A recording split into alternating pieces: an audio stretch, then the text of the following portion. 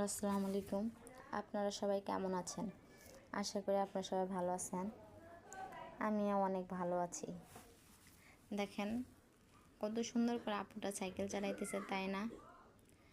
মূলত ভালোভাবে ভিডিওটা হয় নাই, কারণ আমি বাসার সামনে থেকে ভিডিও করছি। তারপরেও যতটুকু হয়েছে ততটুকু আপনাদের মাঝে তুলে ধরতে চাইছি। দেখেন অনেক সুন্দরভাবে সাইকেল চালাইতেছে। তার বাবুটা এদিকে তাকায় একবার, ওদিকে তাকায় একবার। তার সাইকেল চালানোটা দেখে আমার কাছে খুবই ভালো লাগছে, কারণ হচ্ছে আমি সাইকেল চালাতে পারি না। হ্যাঁ, আপনারা হয়তো বা বলবেন এটা কি, এর থেকে কত মেয়ের বাইক চালায়, কার চালায়, আরও অনেক কিছু চালায়, সেগুলো কিন্তু আমি জানি।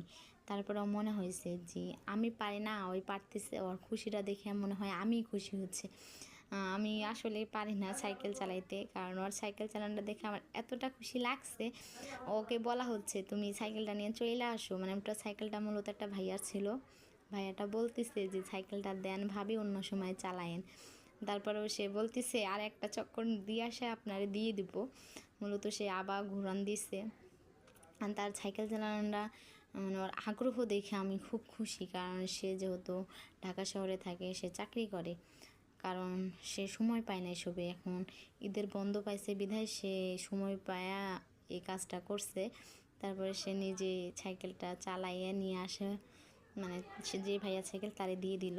আমার কাছে খুব ভালো লাগছে, আশা করি আপনাদের কাছেও ভালো লাগবে। আপনারা সবাই ভালো থাকবেন, আমাকে সাপোর্ট করবেন। ধন্যবাদ।